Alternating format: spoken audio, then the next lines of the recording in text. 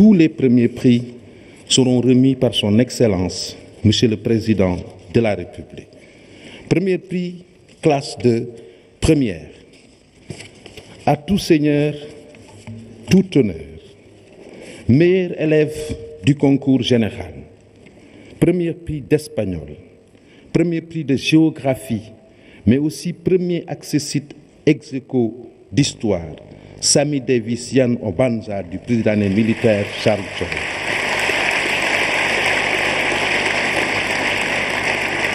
Premier prix d'allemand. Moïse Dété Pensounou du Prytanée militaire de Saint-Louis.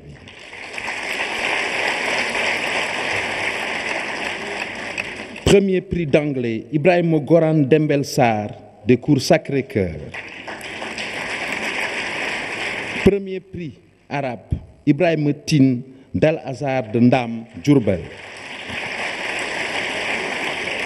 Premier prix éducation physique sportive, Gaussou Abdou Khadr Ndiaye, qui est donc du groupe scolaire Étienne et Monique de Mbour.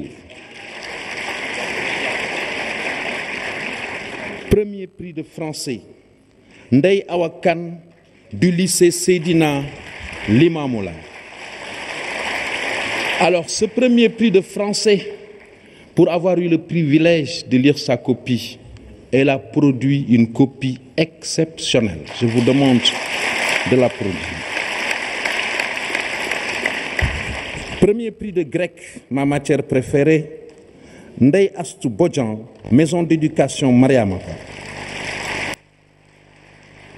Premier prix d'histoire, Mohamed Dia, du Prytanée militaire Charles Thioro. D'accord, merci beaucoup.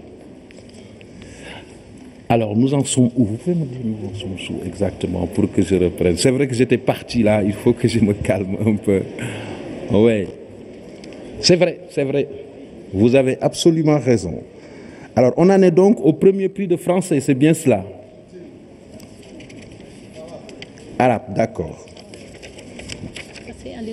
Je vous présente mes excuses. Alors, on passe donc au premier prix d'EPS, Gaussou Abdou Khadr Ndiaye, du groupe scolaire Étienne et Monique de Mbour. Hein? Vous allez trop vite. Oui. D'ailleurs, ce voyant n'a pas d'Ayawakan, vous mélangez les choses. Excusez-moi, monsieur. Vous allez trop vite. Allez-y doucement, le temps qu'ils viennent. J'en suis où actuellement? Alors, je sais pas, vous êtes au troisième. Troisième, d'accord. 1, 2, 3, d'accord. Arabe. Arabe, Ibrahim. C'est Ibrahim Goran Sarr. D'accord. Ibrahim Goran Sarr, c'est. D'accord. Et Ibrahim Tine? Ibrahim Tine. Premier prix d'arabe. Merci.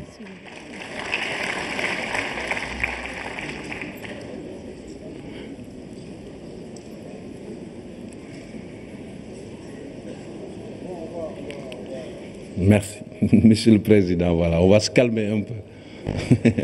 On va se calmer.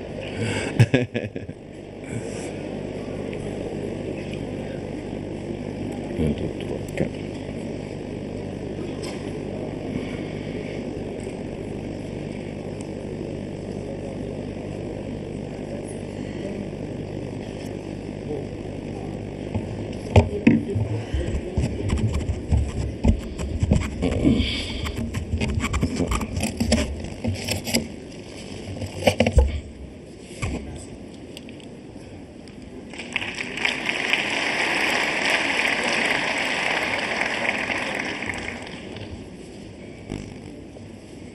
Voilà. Maintenant, on va passer au premier prix d'EPS. Gaussou Abdou Khadr Ndiaye. Groupe scolaire Étienne et Monique de Mbour.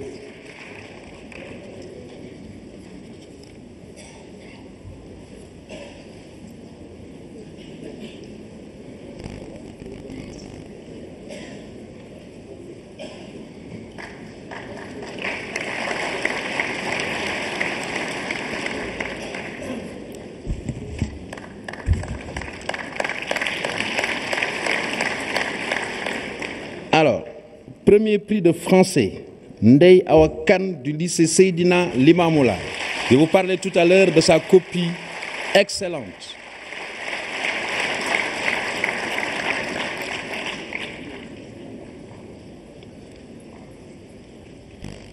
Je vous assure, sa copie est excellente. Premier prix de grec, ma matière préférée, Ndeye Astou Bodian, maison d'éducation Mariama Ba.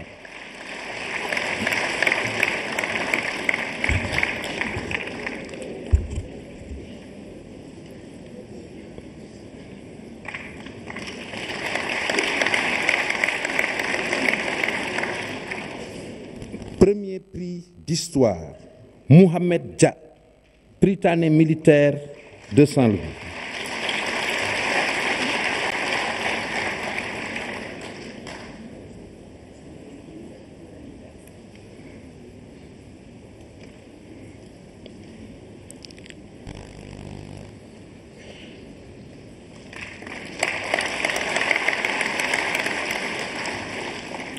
Premier prix italien, Awagnan, lycée de Thiaroye.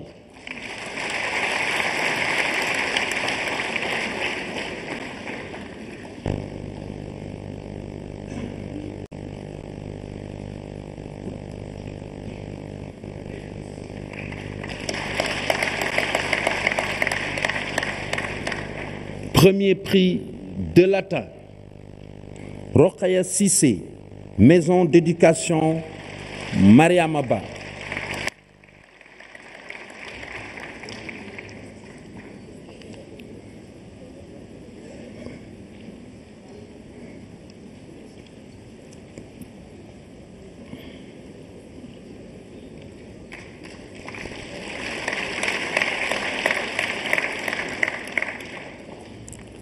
Premier prix de mathématiques, Amadou Niane, lycée Seydina Limamou Laye.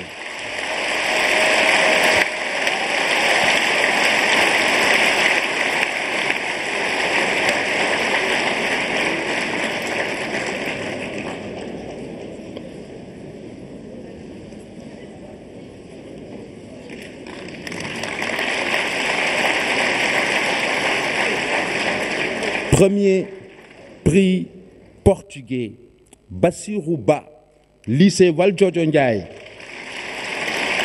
de Kaolack.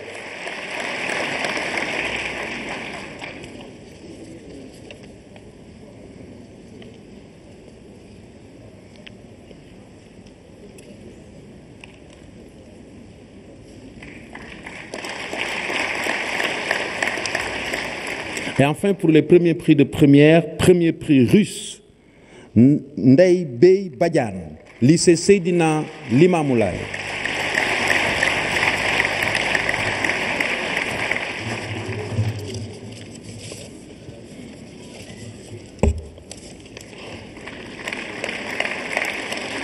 Maintenant, la photo de souvenir du groupe de premier prix de première avec son Excellence, Monsieur le Président de la République.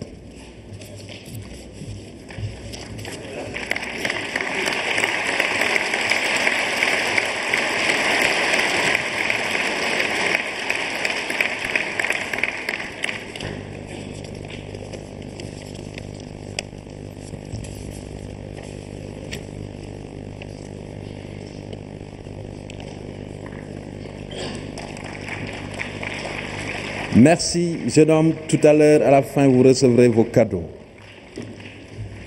Nous allons passer maintenant au premier prix des classes de terminale, bien sûr, dans le calme et la sérénité, n'est-ce pas? Premier prix, citoyenneté et droits de l'homme, non décerné en réalité. Premier prix, construction mécanique, Amadou Khadim Ning, lycée technique industriel Maurice Delafosse.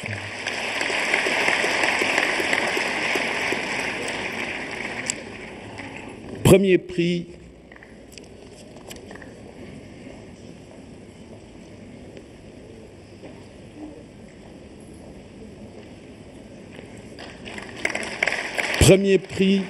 économie générale, Sokhna Seck, Immaculée Conception.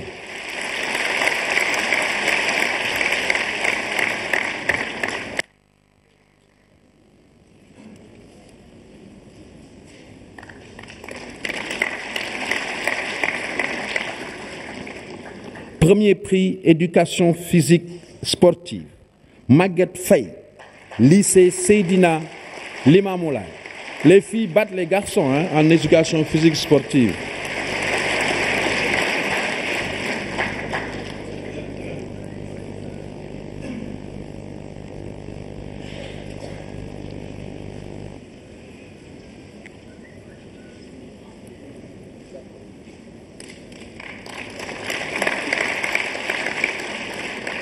Premier prix de géographie. C'est un élève de S1 qui a eu la mention très bien au baccalauréat. Mohamedou Sissé du Prytanée militaire.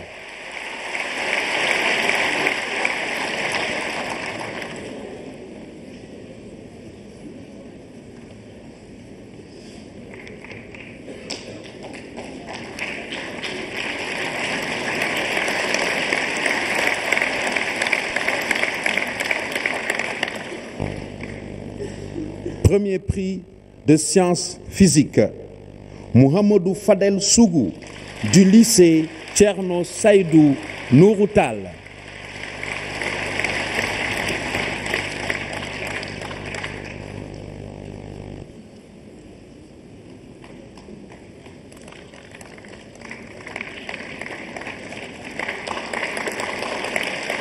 Premier prix de technique comptable, Kumba Silla, Immaculée Conception.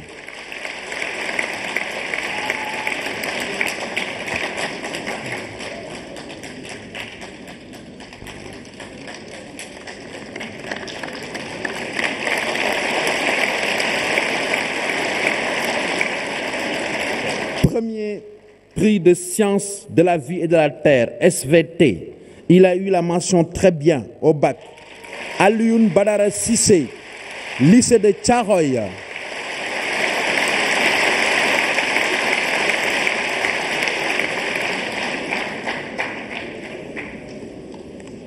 Alors je m'excuse auprès de certains candidats qui peut-être ont eu la mention, mais au moment de faire les fiches, c'est les mentions que j'ai eues que je mentionne. Voilà. Premier prix études islamiques, Mohamed Ndiaye de Darul Iman.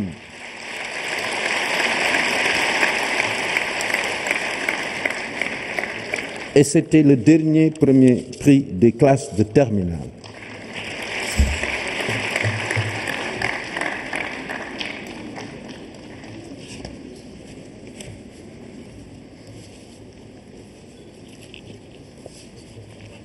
La photo de famille ou de souvenir.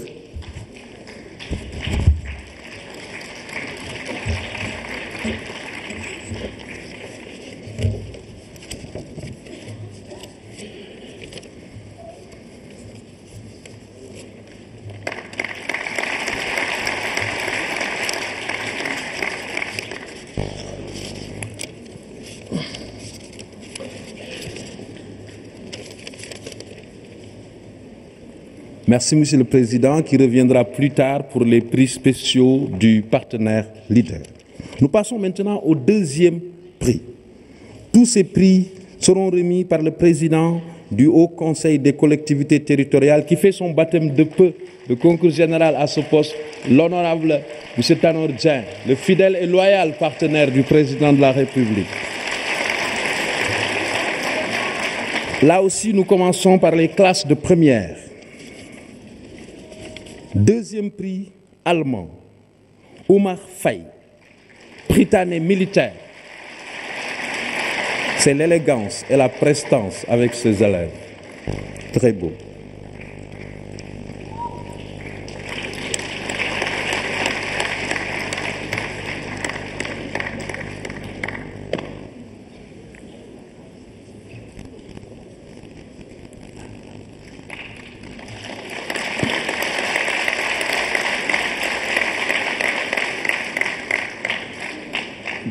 Deuxième prix anglais, Mati Bintou Wade, cours Sacré-Cœur. Ouais.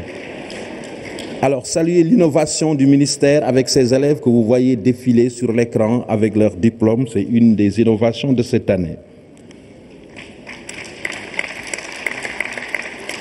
Deuxième prix arabe. Il est où? Ah oui, d'accord. Deuxième prix arabe. Mohamedou Lamine Cham, lycée franco-arabe de Kaolack.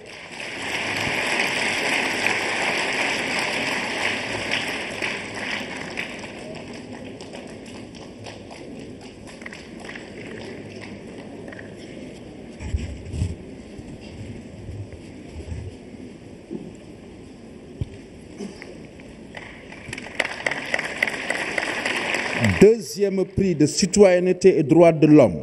Cet élève a aussi obtenu le premier accessit ex aequo en géographie. Il s'agit de Mohamed Dien, lycée Thierno Saïdou Nourou Tall.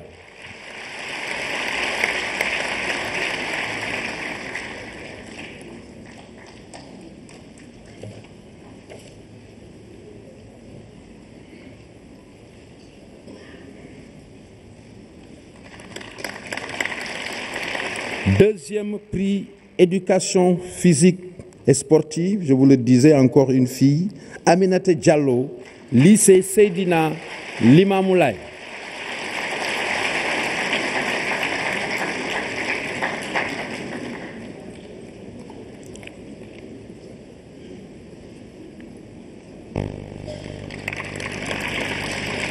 Deuxième prix de géographie, Sarang Kaba, du groupe scolaire Étienne et Monique, qui fait une entrée fulgurante au concours général. Disent-ils, ce sont des enseignants au service de l'excellence. Le groupe scolaire Étienne et Monique de Mbour.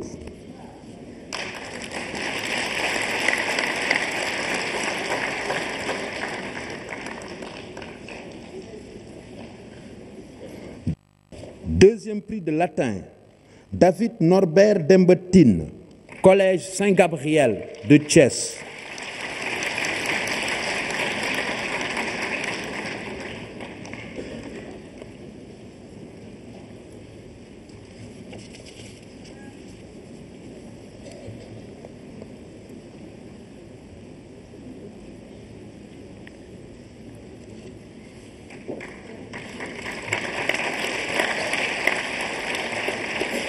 Deuxième prix de mathématiques, Mohamed Maroun, Britannique militaire de Saint-Louis.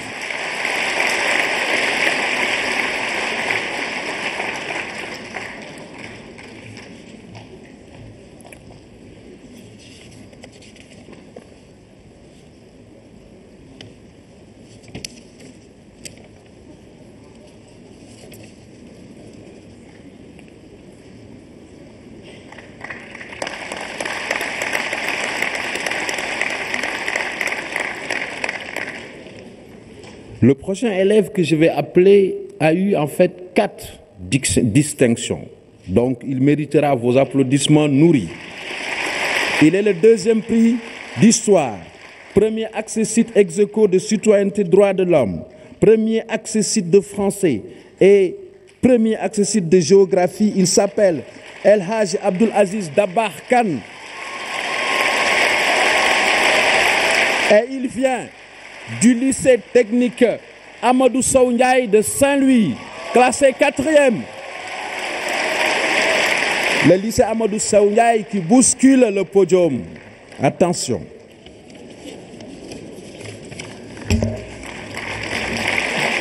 Deuxième prix italien, Matifal, lycée Seydina Limamoulaye.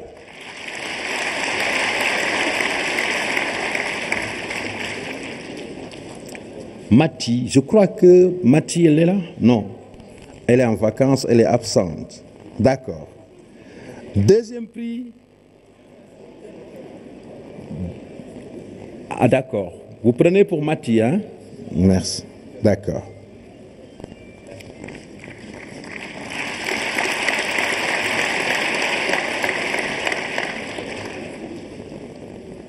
Pour terminer, deuxième prix de russe, Aminata Sissoko, qui nous vient du lycée Maliksi de Thiès.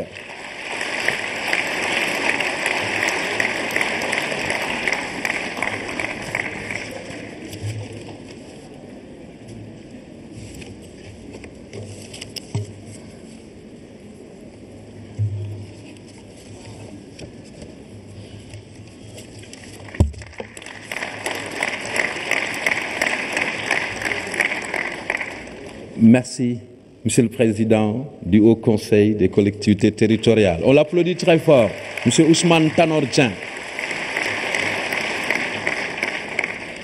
Et nous passons aux accessites. Tous les accessites des classes de terminale sont remis par Monsieur Serigne Mbaye Thiam.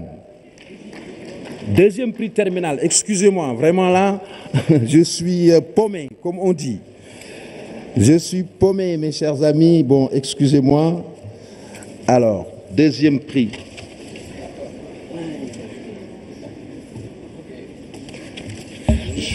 Je vous présente mes excuses, Monsieur le Président. Les deuxièmes prix de terminale. Deuxième prix citoyenneté et droits de l'homme non décerné. Deuxième prix électrotechnique. Il a obtenu la mention bien au bac. Bakary Batat Mendes Pereira, lycée Seydina Limamoulaye.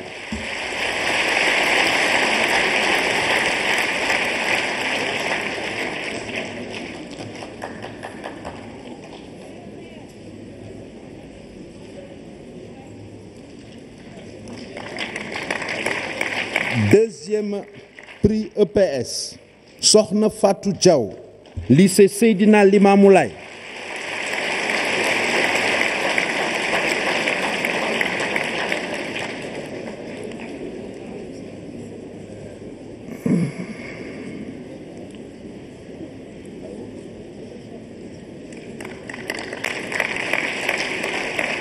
Deuxième prix Histoire, qui a aussi le troisième accessite en géographie, Mohamed Nour, groupe scolaire sénégalo-turc.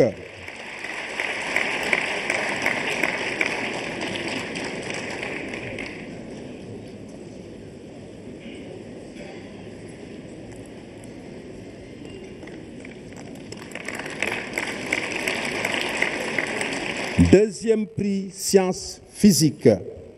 Il est de la classe de S1. Il a eu la mention très bien au bac. Il s'appelle Khadim Gueye, britannique militaire.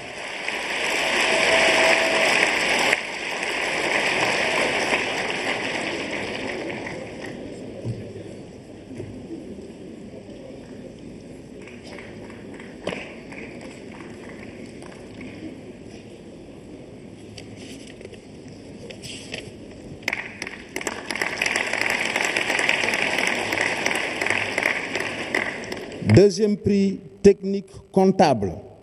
Elle a eu la mention assez bien au bac. Mamandey Souran Diabaté, lycée privé technique Amadou Sow Ndiaye de Saint-Louis.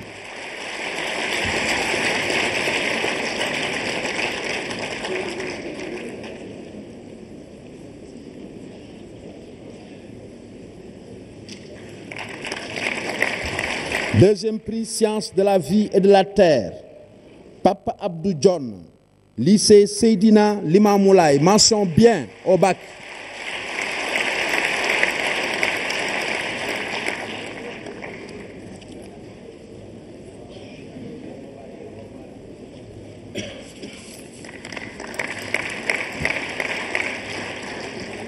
Et pour terminer, deuxième prix études islamiques, toujours dans les classes de terminale, Alpha Omar Diallo de Darul Iman.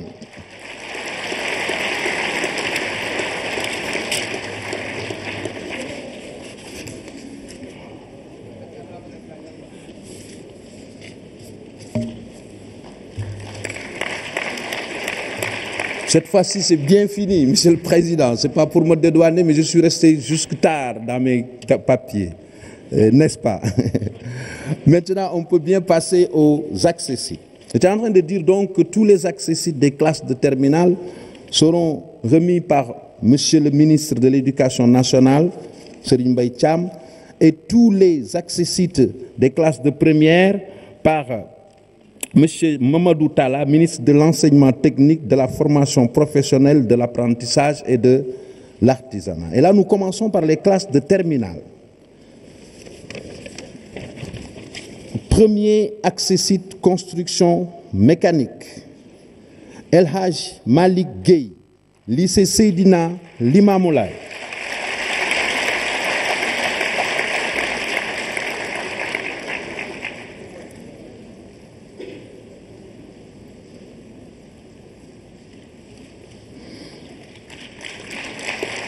Premier accessit économie générale, Seynabou Cissé, Immaculée Conception.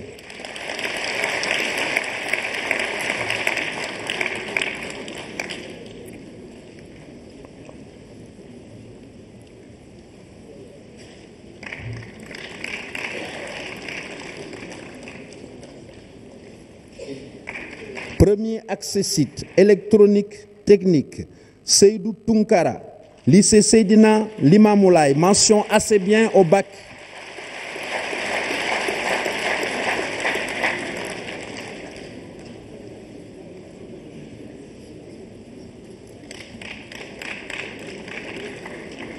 Premier accessit EPS, Ndeye Aram Cissé, lycée Ababakar Sy de Tivaouane.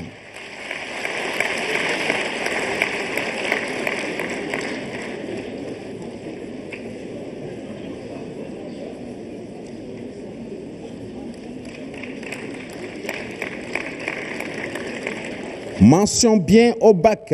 Premier accessit de géographie, Mohamed Djibril Koulibaly, Prytanée militaire de Saint-Louis.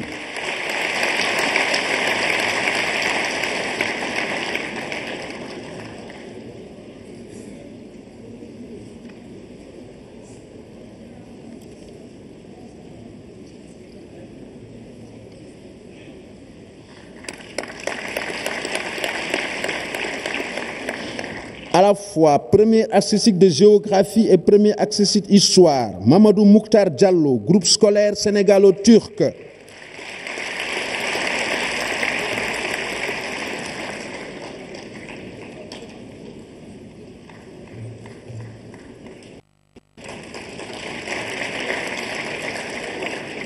Mention bien au bac, premier accessit d'histoire, Amadou Mamoun Dafé, Prytanée militaire.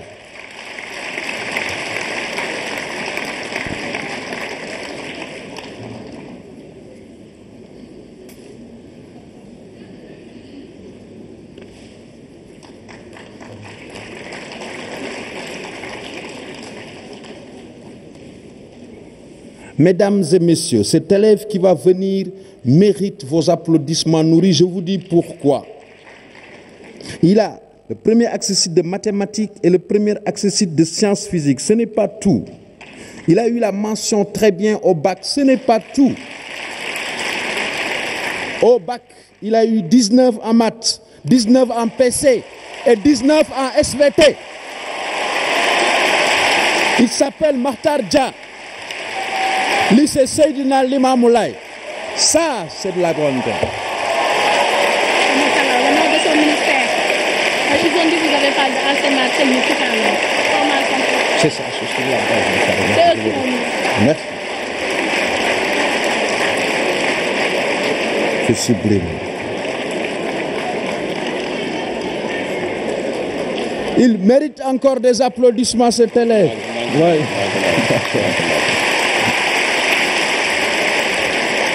Premier accessit de sciences physiques, Daouda Gueye, Cour Sainte-Marie de Anne.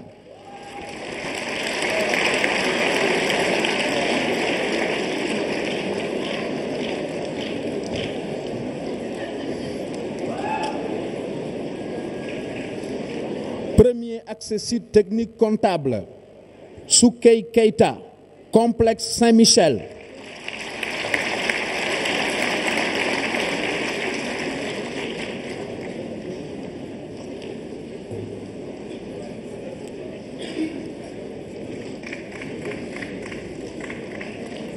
Mention bien au bac. Premier accessit de sciences de la vie et de la terre, Marem Lo, lycée Seydina Limamoulaye.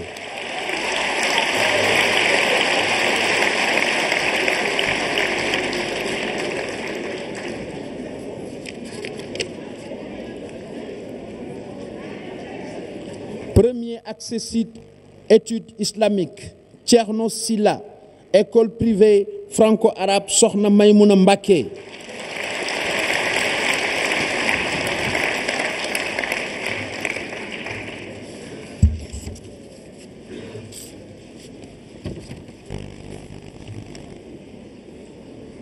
Merci, Monsieur le ministre, qui reviendra tout à l'heure pour le deuxième accessite.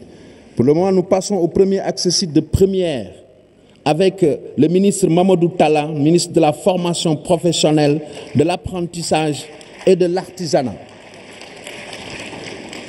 Premier accessite. Amin.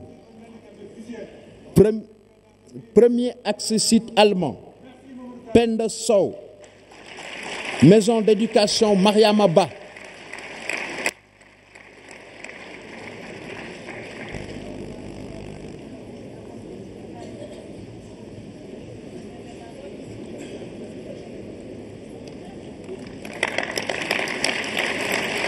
Premier accessite anglais, Khadisatou Diop, institution Notre-Dame.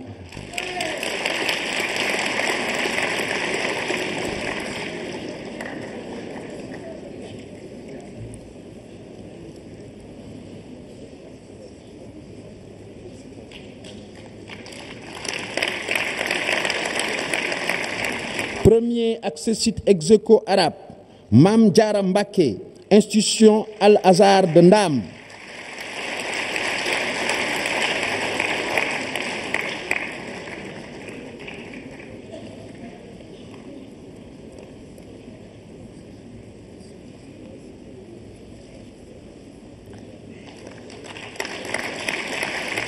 Premier accessite ex-aequo arabe, Zainabou Ba, Darul Iman.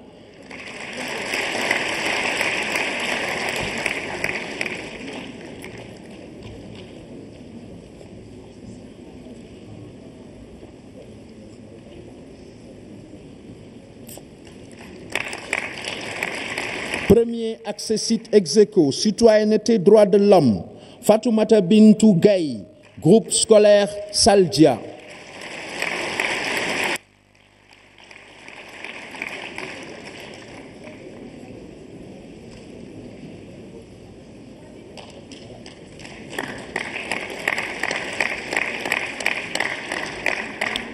Premier accessite ex-aequo, citoyenneté et droits de l'homme, et aussi premier accessite ex-aequo de géographie, Yaï Fili Diop, maison d'éducation Mariama Ba.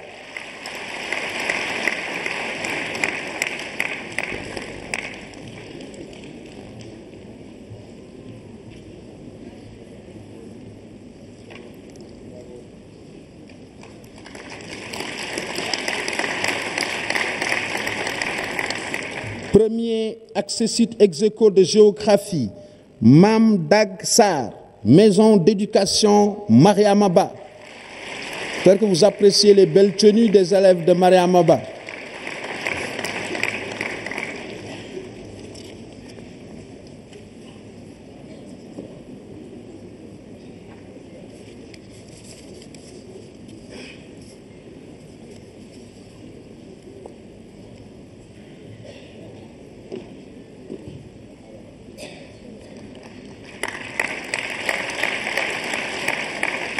Premier accessite ex-aequo géographie, Fatou Kiné Bass, lycée de Mbao.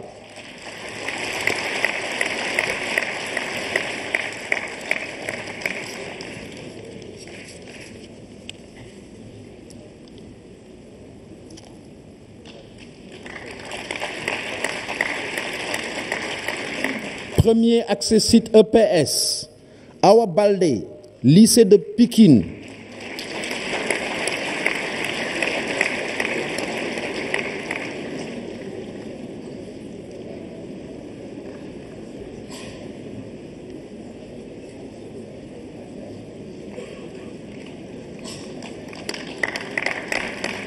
Premier accessite espagnol, Alexandre Adjoumanden, cours Sacré-Cœur.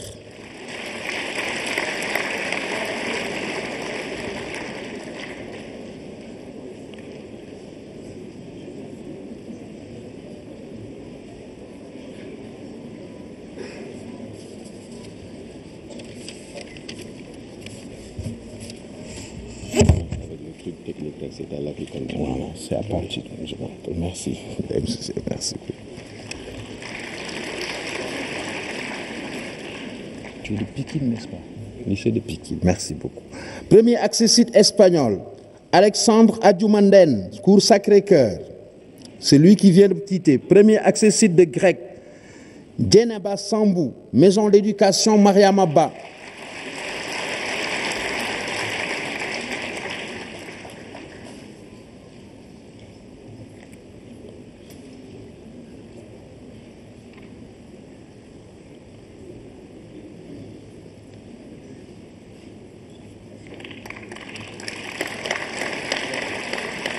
Premier accessite ex aequo d'histoire, Mamadou Abdoulaye Thiam, Prytanée militaire de Saint-Louis.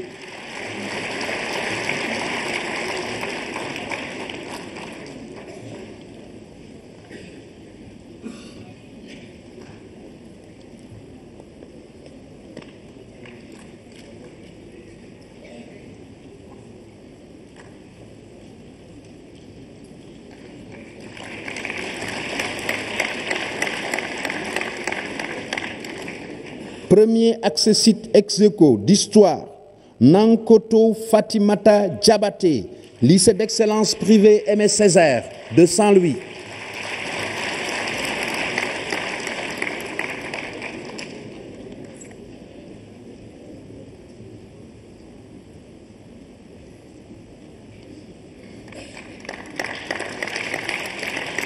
Premier accessite ex aequo d'histoire, Pape Goré Thiam, Prytanée militaire de Saint-Louis.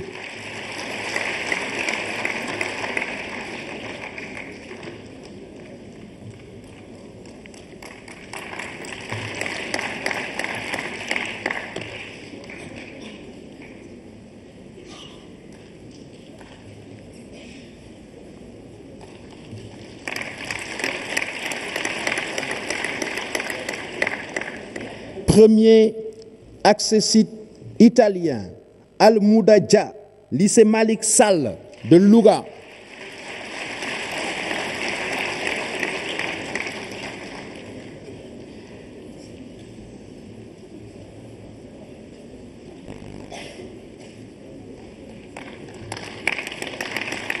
Premier accessite de latin, Seynabou Cissé, Immaculée Conception.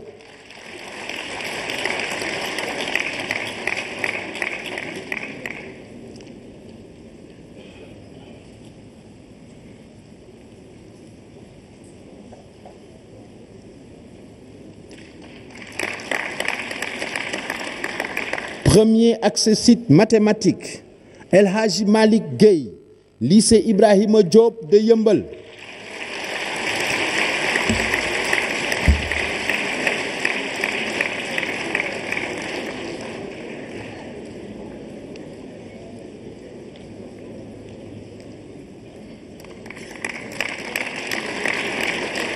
Premier accessite ex aequo portugais, Khady Bokoum John, lycée Malick Sy de Thiès.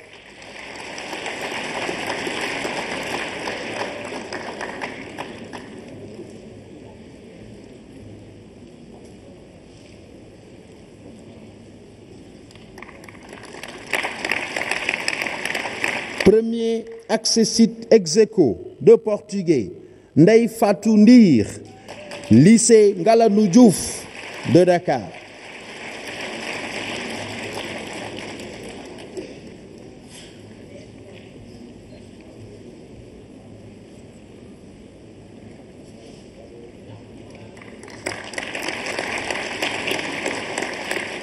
Premier accessite de russe, Aïssatou Diagne, lycée Seydina Limamoulaye de Guédiawaye.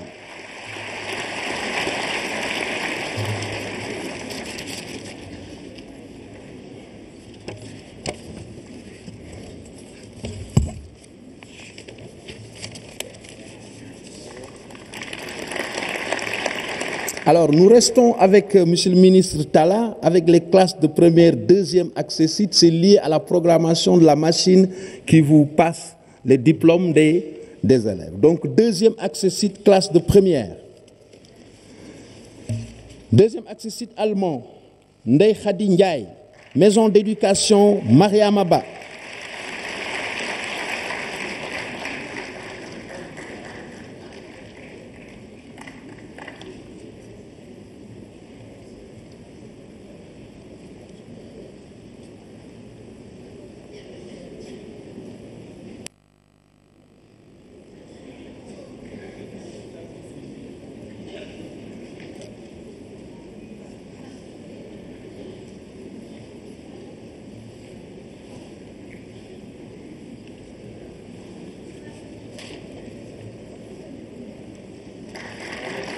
Deuxième accessit anglais, Ndeye Rokhaya Ndiaye, institution Notre-Dame. Je me demande si le ministre ne serait pas plus près des hôtesses par là. Mais bon, en fait, c'est la même chose. Voilà, c'est bon.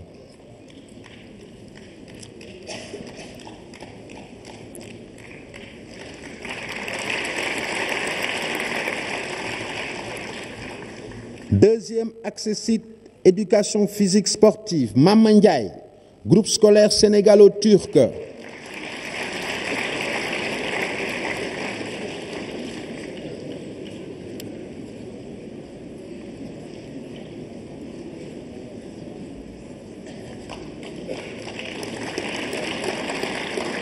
Deuxième accessit ex-aequo d'espagnol, Anna Philomène Sow, cours privé Notre-Dame du Liban.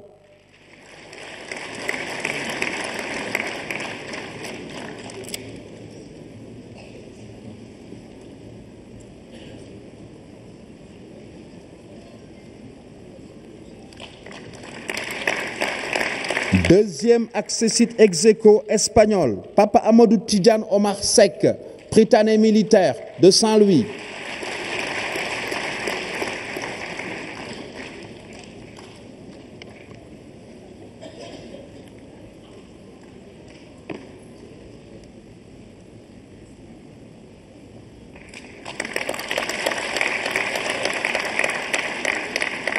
Deuxième accessit ex-aequo d'espagnol, Ali Ndiaye, lycée d'excellence privé Aimé Césaire de Saint-Louis.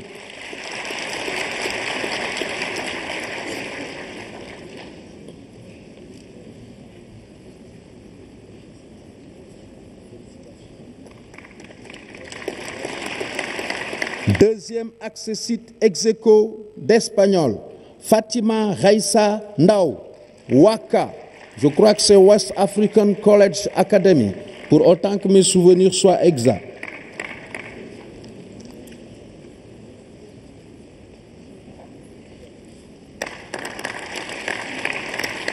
Deuxième accessit italien, Seydina Omar Fall Sarr, lycée Malik Sall de Louga.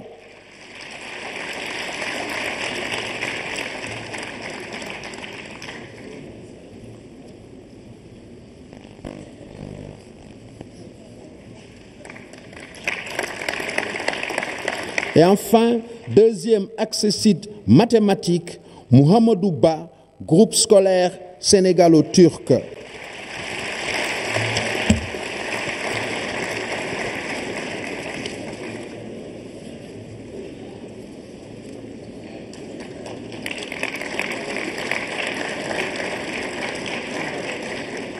Nous passons maintenant avec monsieur le ministre Serigne Mbaye Thiam au deuxième accessit des classes de terminale. Deuxième accessit, construction mécanique, Chouaïbou Dramé, lycée technique industriel Maurice Delafosse.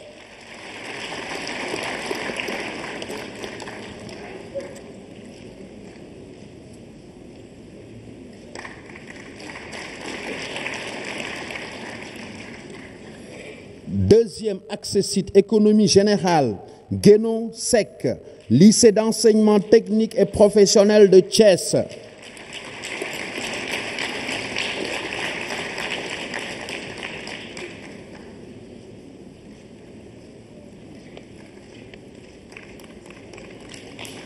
Deuxième accessit, EPS, Ansoumana Mané, lycée Demba Diop de Mbour.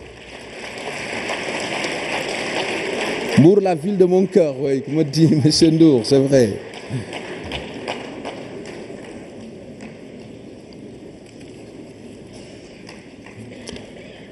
Deuxième accessit, ex-aequo d'histoire, Amadou Moustapha Fall, groupe scolaire sénégalo-turc.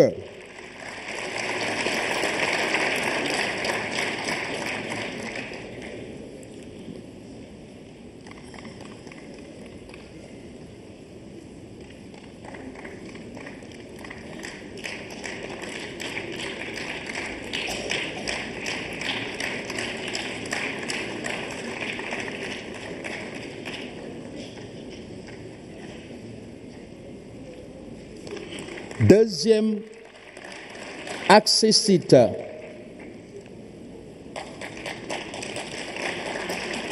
Deuxième accessite ex aequo d'histoire, Awa Seck, lycée Seydina Limamou Laye de Guédiawaye.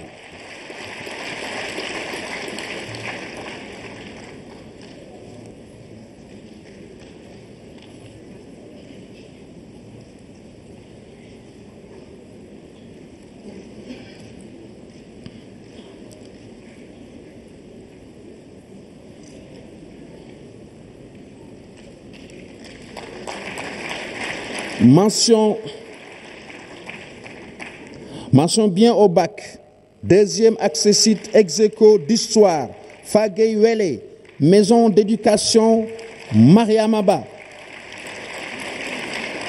Maison d'éducation Mariamaba qui a fait 100% au bac dès le premier tour. Avec 7 mentions bien et 13 mentions assez bien. Et 100% au BFM.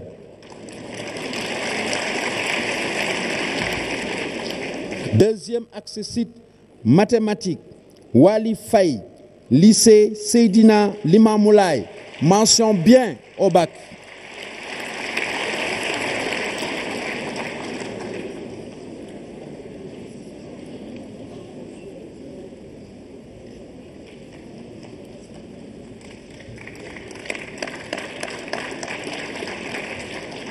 Deuxième accessite sciences physiques, El Hadji Abdoul Aziz Kane, lycée d'excellence privé Cheikh Hamidou Kane de Thiès.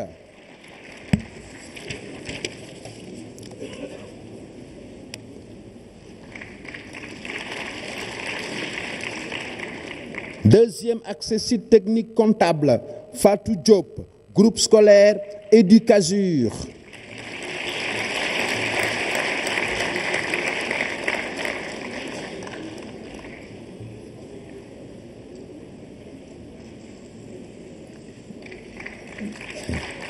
Deuxième accessite sciences de la vie et de la terre, Papa Ngalgou Fall, groupe scolaire Saldia.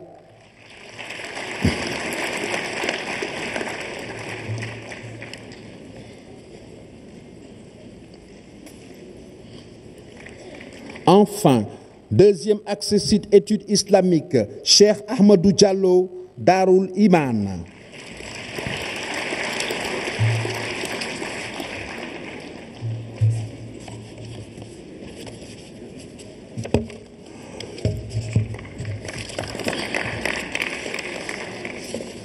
Nous passons donc au troisième accessite avec M.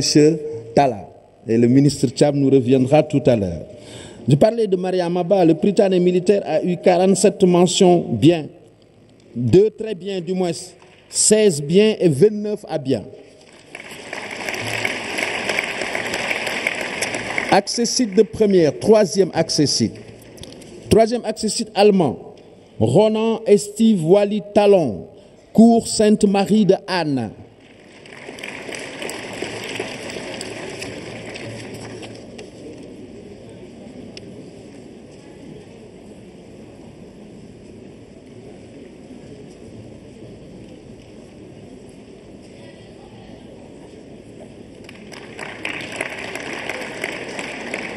Troisième accessite anglais, Mamdiara Bousso Dramé, Waka.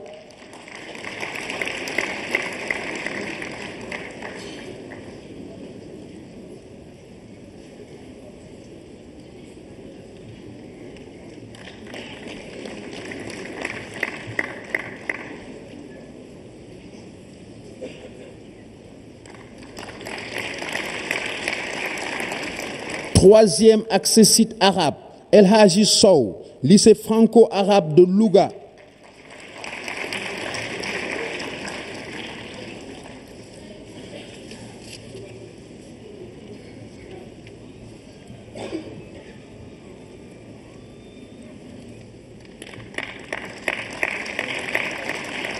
Troisième accessite EPS, Omar Sarr, Prytanée militaire.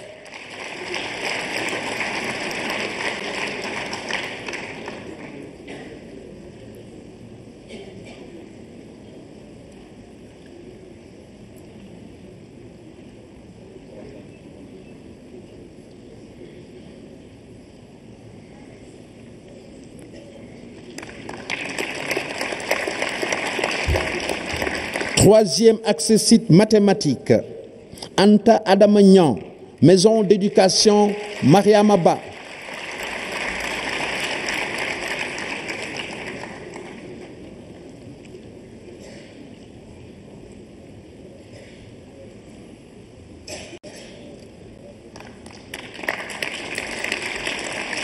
Troisième accès site Execo, portugais, Ousseynou Kane, lycée Valdiodio Ndiaye.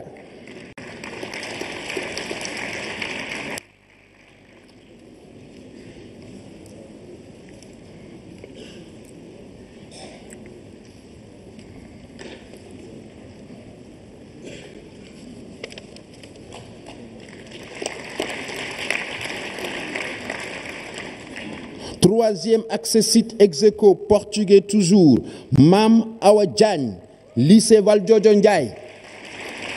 Il doit y avoir un excellent professeur au lycée Valdiodio de portugais.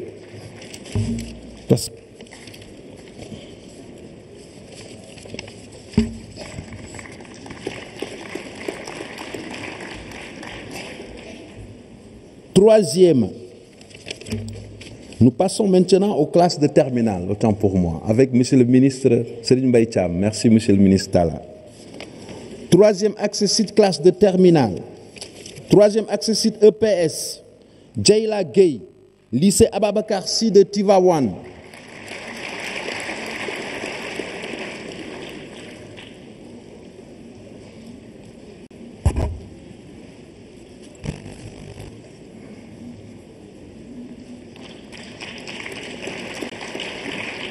Troisième accès site Execo de géographie, Ibrahima Ba, groupe scolaire sénégalo-turc.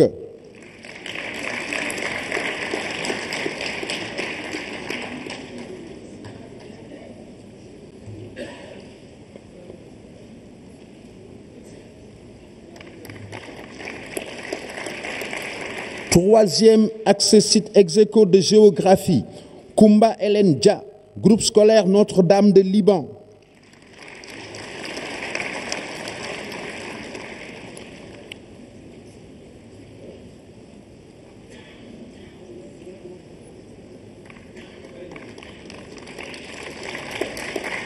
Mention bien au bac. Troisième accès site Execo de géographie, Maman Bat Sek, maison d'éducation Mariama Ba.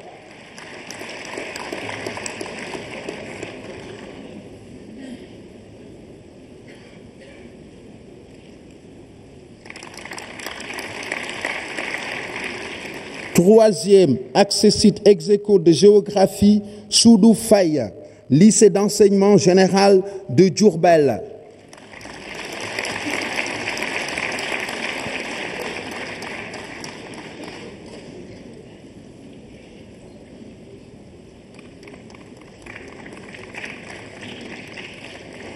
Troisième accès site de mathématiques, Serigne Cheikh Diaw, lycée Banque islamique.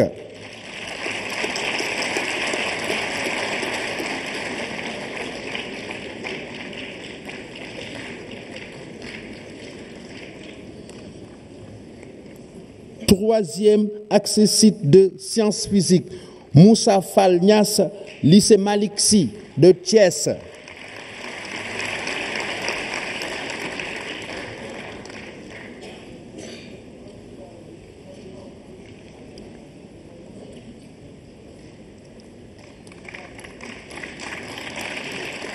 Troisième accès site technique comptable, Ndeye Koumba Thiam, groupe scolaire Les Pédagogues.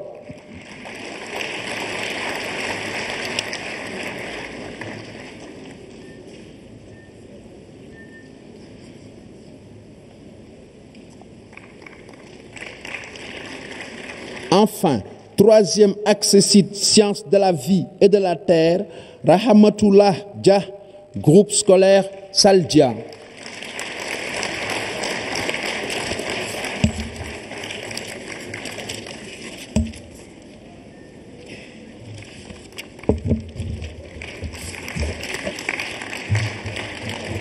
Merci, Monsieur le ministre. Nous revenons donc à Monsieur Talla pour les quatrièmes accès sites, classe de première. 4e accès site anglais, Aminata Diogop Mbodj, Institut Notre-Dame.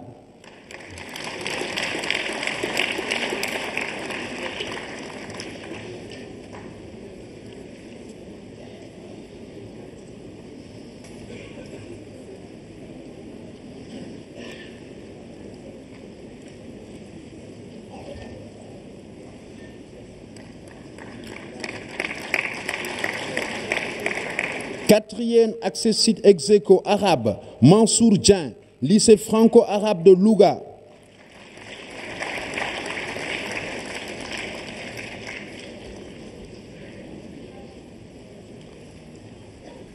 Quatrième, oui, c'est bien cela. Quatrième accès site arabe, ex-aequo, Abdou Khadr Diop, lycée Seydina Limamou Laye.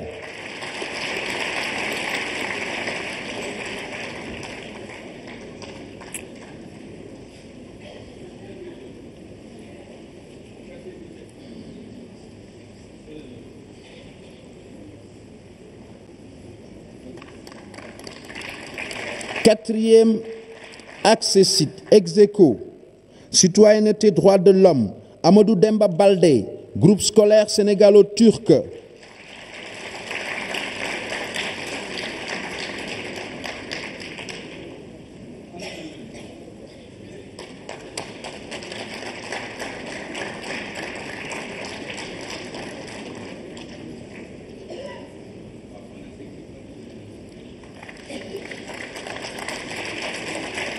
Quatrième accès site ex-aequo, citoyenneté droits de l'homme, El Hadji Sidi Lamine Dieng, Prytanée militaire de Saint-Louis.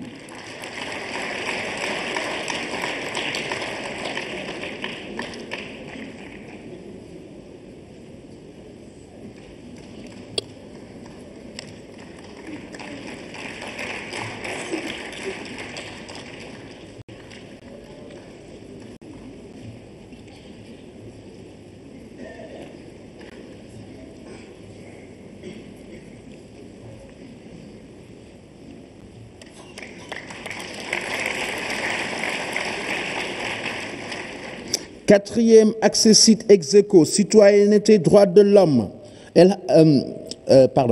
Farimata Ngom, lycée d'excellence privé Birago Diop de Dakar.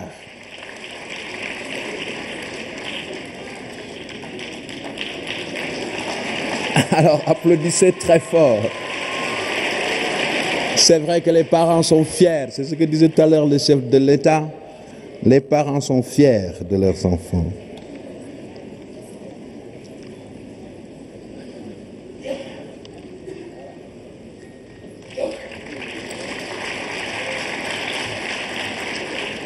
Quatrième accès site EPS, Lamine Camara, groupe scolaire Étienne et Monique de Mbour.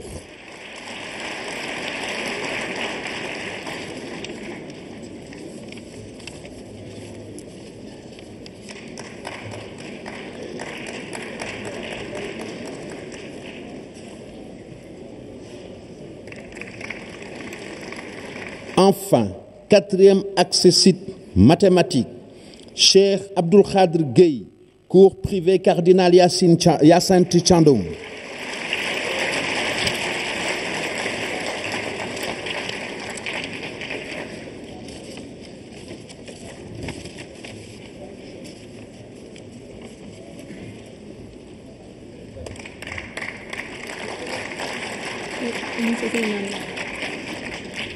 Alors, nous allons passer avec Monsieur le ministre Serigne Mbaye Thiam au quatrième accès site des classes de terminale. Mais en attendant, on me fait savoir, c'est vrai, si vous avez les informations, le lycée Seydina Limamou Laye a eu 3 mentions très bien, 33 mentions bien, 150 mentions assez bien.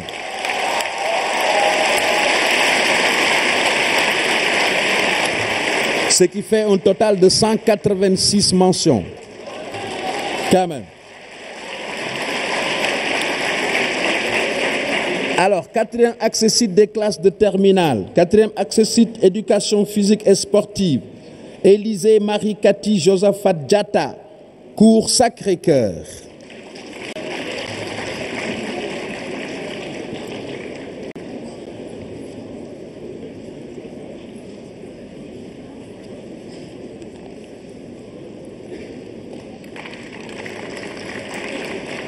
Cet élève que je vais appeler à 2 distinctions. Il a le 4e accessite de mathématiques. Il a aussi le 5e accessite de sciences physiques. Il a eu la mention très bien au bac. Il nous vient du lycée Seydina Limamou Laye et il s'appelle Papa Omar Sokhna.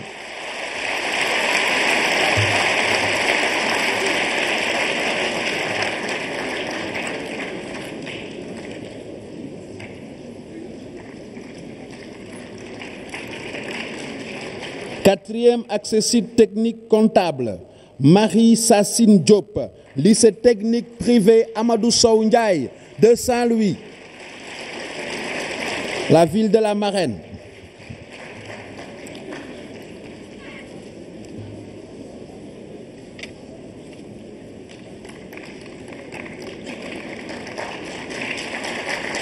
Le dernier élève de la liste des 4e accessites de terminale a eu la mention très bien en série S2. Il s'appelle Issakha Abdou Aziz Dipama. Il est du Prytanée militaire Charles Thiororé de Saint-Louis.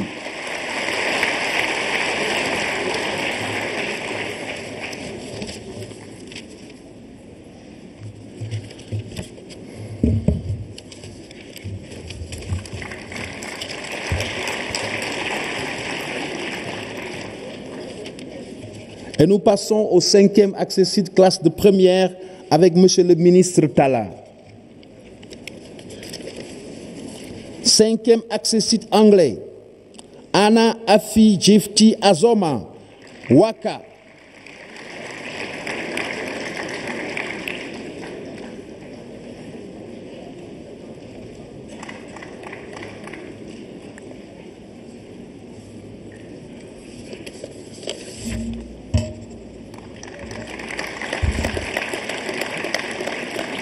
Cinquième accessite ex-aequo EPS, Aïssatou Albaka, lycée John Fitzgerald Kennedy.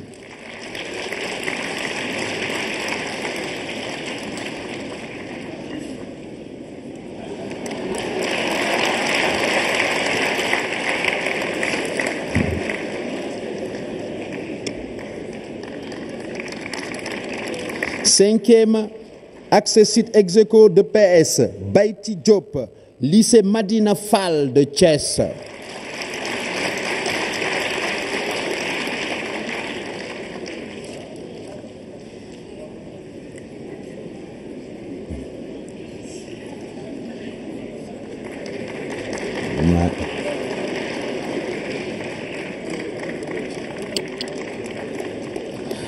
Cinquième accessite de mathématiques, Oumar Sahaba Ndiaye, cours privé Cardinal Hyacinthe Thiandoum. C'était le dernier pour les accessites de première, 5e.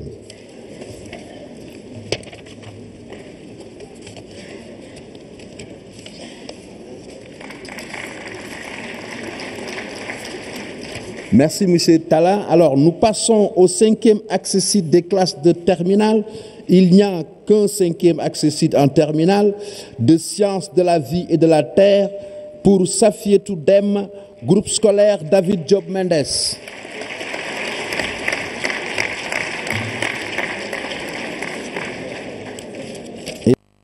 Oui, c'est bien Safietou Dem, hein? Voilà. Oui, c'est Monsieur le ministre Mbaye Thiam, les accessites de terminale.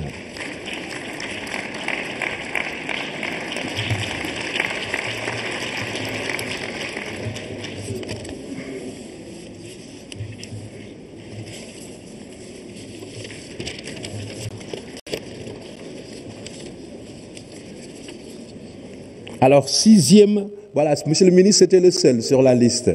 Nous allons passer donc au 6e accessite de première avec Monsieur le ministre Talla.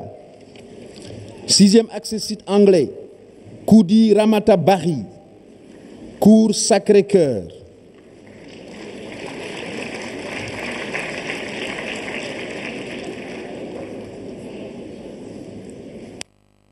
Koudi, je crois qu'elle est absente, oui, qu'on l'a signalé. Elle est absente, Koudi. On passe à la prochaine. 6e accessite ex-aequo d'arabe, Mamadou Dien, lycée franco-arabe de Louga.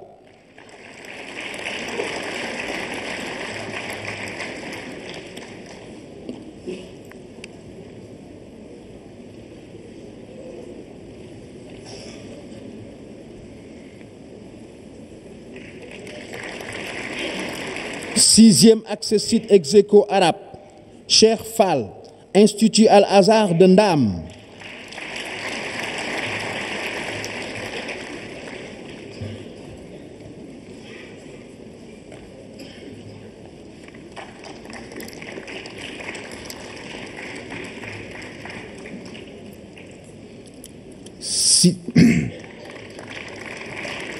Sixième accès site de géographie, Execo, Fatoumata Ndongo, complexe scolaire El Hadj Ibrahima Niass.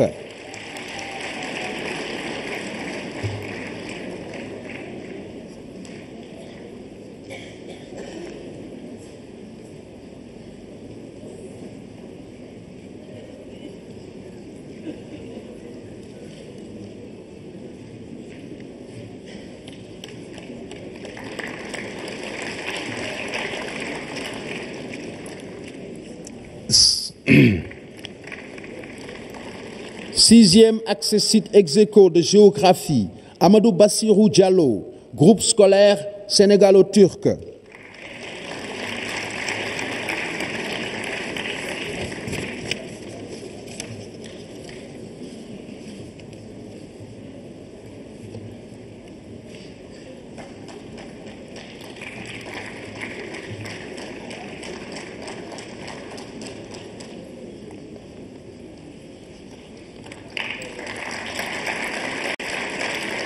Enfin, sixième accès site pour les classes de première de mathématiques, Mohamed Cham, lycée Seydina Limamoulaye.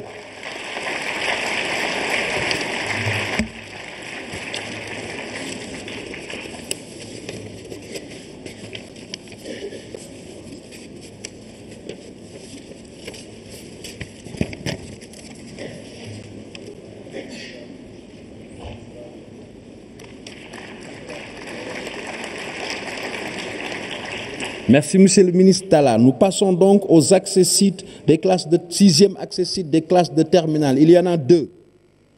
6e accès site de sciences physiques, Baye Dieye Ba, lycée Serigne Mouhamadou Moustapha Mbacké de Taïf.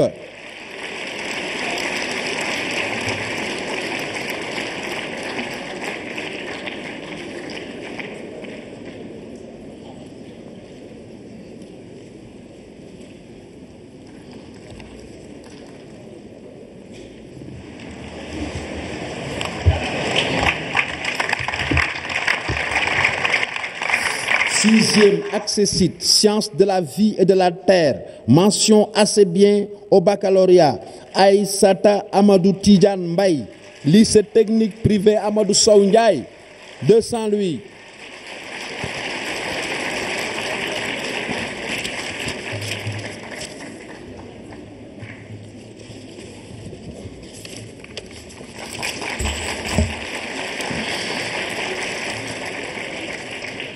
Merci, Monsieur le ministre. Alors, on va terminer la série des accès sites avec les 7e accès sites. D'abord, les premiers avec Monsieur le ministre Talla.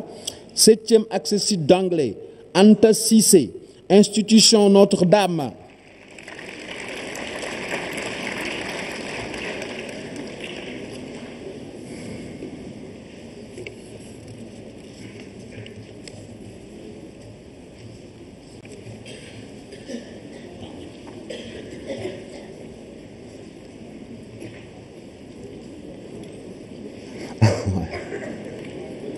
On l'applaudit là, hein?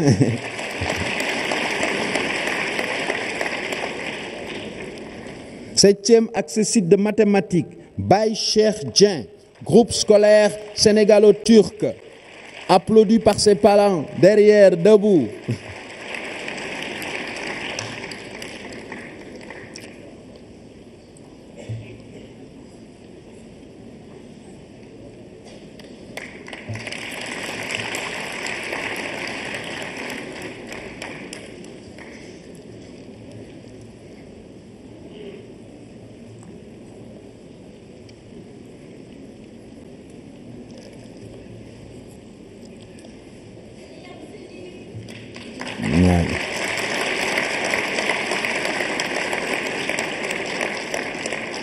Enfin, 7e accès site EPS, Seydina Mohamed Diouf, du lycée Seydina Issa Rouhoulaye.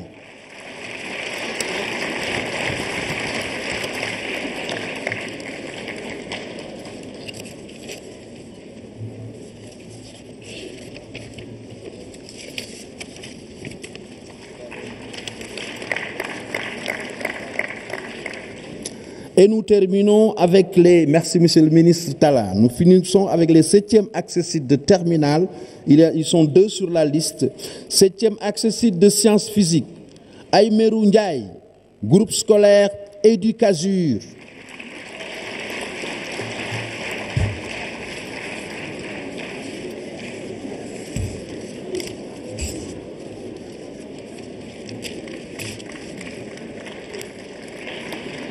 Septième accessite, sciences de la vie et de la terre.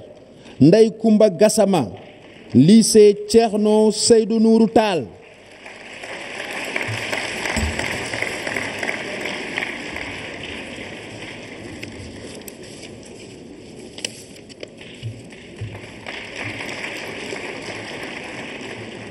Merci, Monsieur le ministre.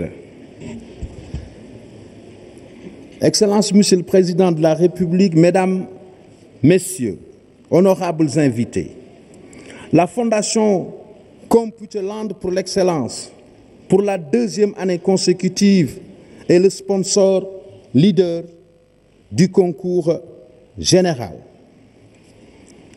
Après avoir en 2016 offert 2 bourses scientifiques d'excellence pour le Canada, et pris en charge la totalité du budget pour l'organisation de la cérémonie pour une valeur de 45 millions de francs CFA, la Fondation Computerland pour l'excellence offre pour le concours général 2017 2 bourses scientifiques pour le Canada d'une valeur de 75 000 francs chacune, 2 bourses scientifiques pour la France d'une valeur de 30 000 € chacune. Je dois préciser que ces bourses sont offertes au président de la République qui va les offrir aux élèves dont je vais vous parler tout à l'heure. La Fondation Computerland offre une tablette numérique à tous les lauréats ayant obtenu un premier prix, offre un bon d'achat de livres d'une valeur de 500 000 francs à chacun des 3 meilleurs établissements du concours général 2017, offre un appui de 1 million de francs pour le transport au niveau du comité d'organisation du concours. Il faut croire à l'éducation pour le faire. Depuis 2003, M. Abdoulaye Thiam, l'administrateur de cette fondation, à travers donc la Fondation Computerland pour l'excellence, a appuyé le concours général sénégalais pour une valeur globale de 920 millions, dont 14 bourses scientifiques d'une valeur de 720 millions de francs CFA. La plupart des boursiers ont fini leurs études et travaillent dans de grandes entreprises américaines ou canadiennes. C'est la 5e fois, a dit M. Thiam, qu'il accompagne son Excellence le Président de la République. Je dis bien, oui, c'est la 2e fois comme partenaire leader. Mais c'est la 5e fois. Il dit qu'il va accompagner le chef de l'État jusqu'en 2025, Inch'Allah.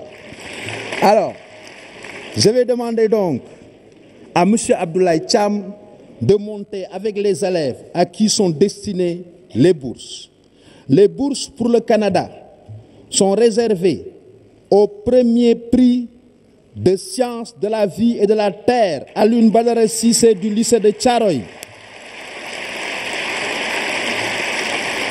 Et le premier prix de sciences physiques, Mohamed Fadel Sougou. Les bourses pour la France sont offertes au 2e prix de sciences de la vie et de la terre, Papa Abdou John du lycée Limamoulaye. Et le 2e prix de sciences physiques, Cheikh Khadim Gueye du Prytanée militaire Charles Choréré. M. Thiam qui va monter, remettre ces bourses d'excellence au chef de l'État et les élèves concernés vont rejoindre l'estrade. On l'applaudit très fort.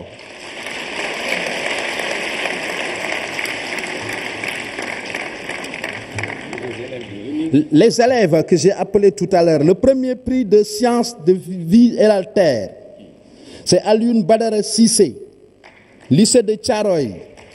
Il est où? Et le premier prix de sciences physiques, Mohamed Fadel Sougou, lycée Thierno Seydou Nourou Tall. Pour les bourses de la France, Papa Abdou John du lycée Lima Moulay. Deuxième prix de SVT et deuxième prix de sciences physiques, Khadim Gueye du Prytanée militaire Charles Thiororé de Saint-Louis.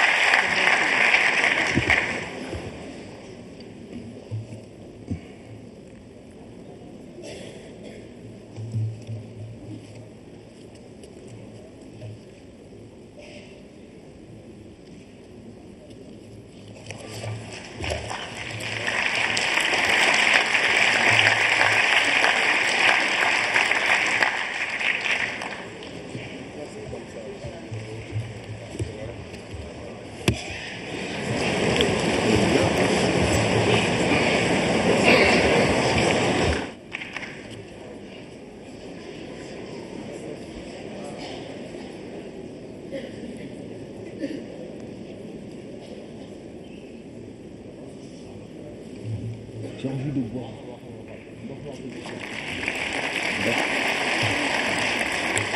Oui.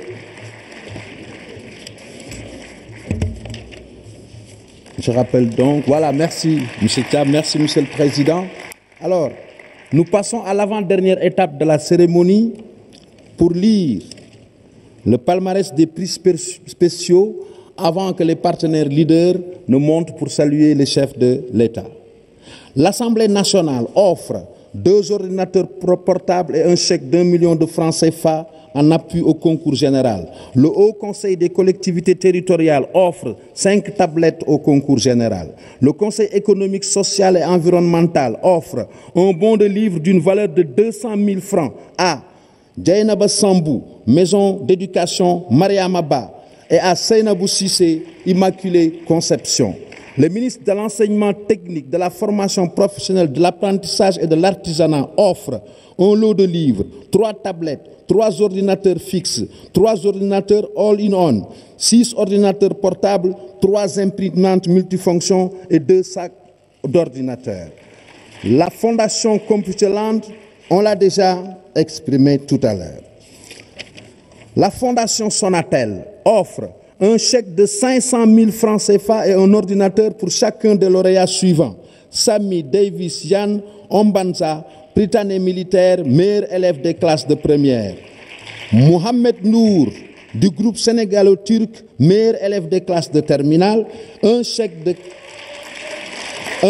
de 400 000 francs et un ordinateur portable pour chacun des élèves ayant obtenu au moins 2 distinctions. Il s'agit de El Hadji Abdoul Aziz Dabakh Kane, lycée El Hadji Amadou Sow Ndiaye, Mohamed Dieng, lycée Seydou Nourou Tall, Yaye Fili Diop, Maison d'éducation Mariama Ba, et Mamadou Mokhtar Diallo, groupe scolaire sénégalo-turc, Makhtar Dia, lycée Seydina Limamoulaye, Papa Omar Sokhna, lycée Seydina Limamoulaye. Elle offre un chèque de 400 000 francs et un ordinateur portable pour chacun des lauréats de première ayant obtenu un premier prix. Ces lauréats sont Moïse Dete Pensounou, Prytanée militaire, Ibrahima Koran Dembel Sarr, cours Sacré-Cœur, Ibrahima Tine, Institut Al-Azhar de Ndam, Gaoussou Abdou Khadr Ndiaye, groupe scolaire Étienne et Monique, Ndeye Awa Kane, lycée Seydina Limamoulaye, Ndeye Astou Bodian, maison d'éducation Mariama Ba, Mohamed Dia, Prytanée militaire, Awa Niang, lycée de Thiaroye, Rokhaya Cissé, maison d'éducation Mariama Ba, Amadou Niane, lycée Seydina Limamoulaye, Bassirou Ba, lycée Valdiodio Ndiaye. Ndeye Bitey Badiane, lycée Seydina Limamou Laye. Elle offre un chèque de 400 000 francs et un ordinateur portable pour chacun des lauréats de terminale ayant obtenu un premier prix. Il s'agit de Ahmadou Khadim Ning, lycée technique et industriel Maurice Delafosse, Sokhna Seck, Immaculée Conception, Maguette Faye, lycée Seydina Limamou Laye, Mohamedou Cissé, Prytanée militaire, Mohamed Fadel Sougou, lycée Thierno Seydou Nourou Tall, Koumba Silla, Immaculée Conception, Alioune Badara Cissé, lycée de Thiaroye, Mohamed Ndiaye Darul Iman. Et 5 bourses de 200 000 francs à chacun des lauréats suivants: Aminata Diallo, lycée Seydina Limamou Laye, Saran Kaba, groupe scolaire Étienne et Monique, David Norbert Dembetine, collège Saint-Gabriel, Mohamed Maron, Prytanée militaire, et Matifal, lycée Seydina Limamou Laye. Oumou Leader Distribution Equipment offre 100 tablettes au concours général, 5 bourses de 200 000 francs à chacun des lauréats suivants: Mohamed Dien, lycée Thierno Seydou Nourou Tall, El Hadji Abdoul Aziz Dabakh Kane, lycée technique privé Amadou Sow Ndiaye, Makhtar Dia, lycée Seydina Limamou Laye, Daouda Gueye, cours Sainte-Marie de Anne, Marem Lo, lycée Seydina Limamou Laye. Le groupe Sonam offre une bourse de 200 000 francs à chacun des lauréats suivants: Papa Abdou John, lycée Seydina Limamou Laye, Alpha Omar Diallo, Darul Iman, Omar Faye, Prytanée militaire, Mati Bintou Wade, cours Sacré-Cœur, Mohamedou Lamine Thiam, lycée franco-arabe de Kaolack. La CEBAO offre 2 bourses de 200 000 francs à Sokhna Seck et à Soukey Keita. ONU Femmes offre un ordinateur portable à chacune des lauréates suivantes ayant obtenu un premier prix: Sokhna Seck, premier prix économie générale; Maguette Faye, premier prix éducation physique et sportive; Awa Niang, premier prix italien; Rokhaya Cissé, premier prix latin; Ndeye Astou Bodian, premier prix grec; Ndeye Awa Kane, premier prix français; Koumba Silla, premier prix technique comptable; et Ndeye Bey Badiane, premier prix russe.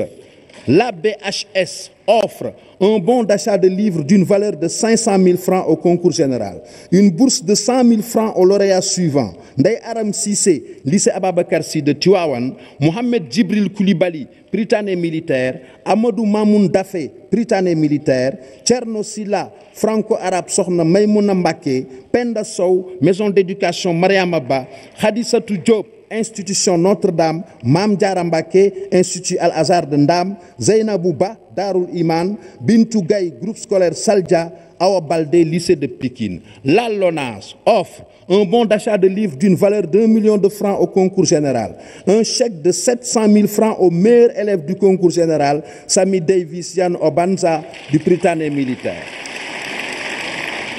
Une tablette à chacun des lauréats ayant un premier prix. Il s'agit de Moïse Dete Pensounou, Ibrahima Goran Dembel Sarr, Ibrahima Tine, Gaoussou Abdou Khadr Ndiaye et Ndeye Awa Kane.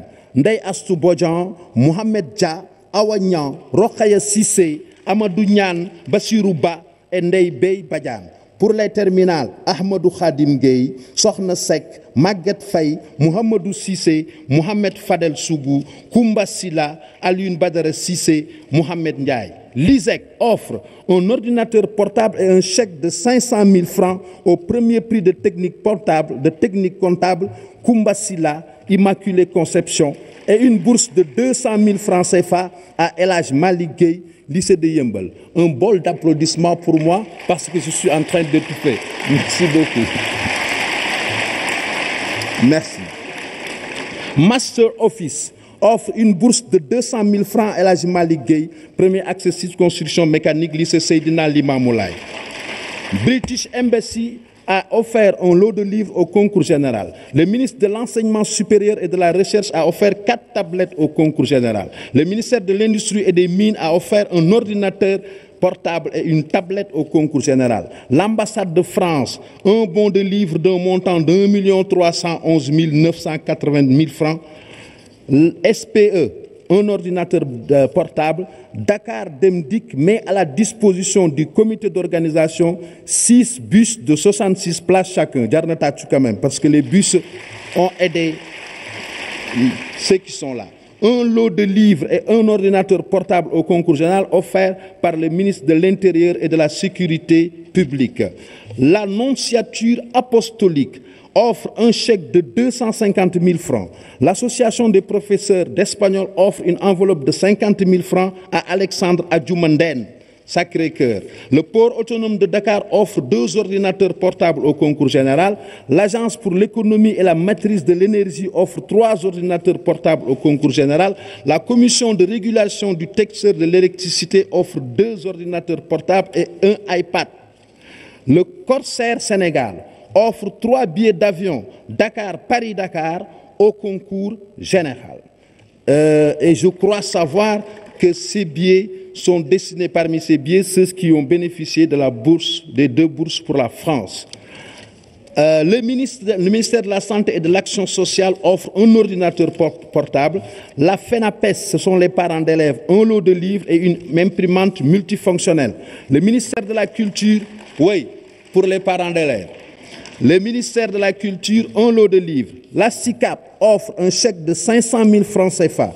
La Pharmacie de la République offre un chèque de 100 000 francs à Sokhna Seck, premier prix économie générale, et Koumba Silla, premier prix technique comptable, et un chèque de 50 000 francs à Aïssatou Albaka, 5e accessit éducation physique. La coopération portugaise offre un lot de livres au concours général. L'Ordre des avocats offre une bourse de 300 000 francs à Ndeye Awakan, lycée Seydina Limamoulaye, premier prix de français. La Caisse de sécurité sociale offre un ordinateur portable à Amadou Niane, premier prix de mathématiques au lycée Limamoulaye, et un ordinateur portable à Mohamed Fadel Sougou, premier prix de sciences physiques. Le ministère de l'Environnement et du Développement durable offre un ordinateur portable et un lot de livres sur l'éducation environnementale. Le CETUD offre une bourse de 200 000 francs CFA à Seynabou Sissé, premier accessit économie générale. Les Ciments du Sahel offrent une bourse de 200 000 francs CFA à Seydou Tunkara du lycée Seydina Limamoulaye. Le Fonds de financement de la formation professionnelle et technique offre 5 bourses de formation à Souaïbou Dramé, deuxième accessit construction mécanique, Guénosec, deuxième accessit économie générale, Fatou Diop, deuxième accessit technique comptable, Ndeye Koumba Thiam, 3e accessit technique comptable, Marissa Sine Diop, 4e accessit technique comptable. Le projet Essor offre un lot de livres au concours général. L'AGEROUTE a offert 3 ordinateurs portables au concours général. L'Association des professeurs d'espagnol a offert une enveloppe de 50 000 francs CFA à Sami Davis Yen Obanza, premier prix espagnol britannique militaire. L'Association des femmes du ministère de l'Éducation nationale, que je vous demande d'applaudir, n'est-ce pas, offre une enveloppe de 100 000 francs à Mam Daguessar et à Fatou Kiné Bass. L'UNAPES, c'est les parents d'élèves, que je sache, offre une enveloppe de 40 000 francs. La Sénélec offre 2 ordinateurs portables et 8 tablettes au concours général. Le ministère des Infrastructures, des Transports terrestres et du Désenclavement offre 2 ordinateurs au concours général. Le ministère de l'Environnement et du Développement durable a offert un ordinateur portable et un lot de livres. Confucius UCAD, si j'ai bien lu, offre une formation en langue chinoise à Mohamed Dia, premier prix histoire de première britannique militaire. Attention, c'est très important maintenant le chinois. Il faut vous mettre à l'école de cette langue. Le ministère de la Justice a offert 2 ordinateurs portables. Le ministère de la Pêche, de l'économie maritime offre un lot de livres et un ordinateur portable. Le service national d'orientation professionnelle offre une mallette à outils à Ahmadou Khadim Ning, premier prix construction mécanique. J'y suis bien arrivé finalement. À présent, Excellence, Monsieur le Président de la République, nos sponsors leaders vont passer véritablement pour vous saluer parce que c'est un grand honneur. Je les appelle donc la Fondation Computerland, c'est déjà fait. Alors, la Fondation Sonatel, fidèle leader, fidèle partenaire du concours général, représenté ici par Madame Adja Aminata Fall Sidibé. Le groupe Sonam, CBAO, ISEC, corsaire de mon ami Mamadou Ibra Biranwan, qui a été d'ailleurs 2 fois primé au concours général en classe de première et en classe de terminale, 4 fois, hein, et qui est un ancien enfant de troupe. Oumou Leader Distribution Equipment, GFM Entertainment, c'est ça, hein? Avec aussi la retransmission en direct de cette cérémonie.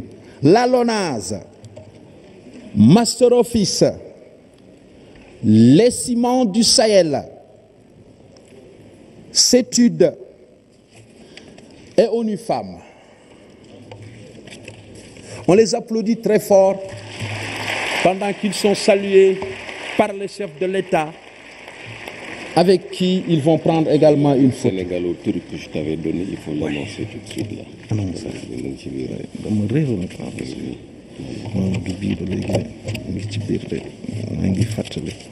C'est pour leur mention. Hein?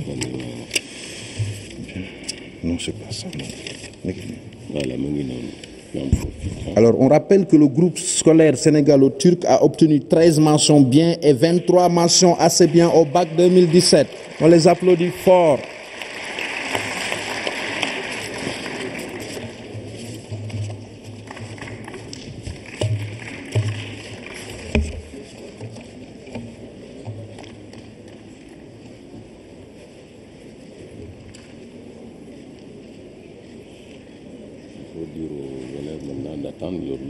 Bien sûr, tout à l'heure, les élèves, vous allez attendre pour qu'on vous donne vos lots tout à l'heure. Hein? Les tablettes, les ordinateurs et autres. Il faut leur dire qu'il y a d'autres ordinateurs qui seront donnés à la Fondation Sonatel. Alors, il y a d'autres ordinateurs qui seront donnés à la Fondation Sonatel. Je crois que c'est la semaine prochaine, le 27, Inch'Allah. Voilà.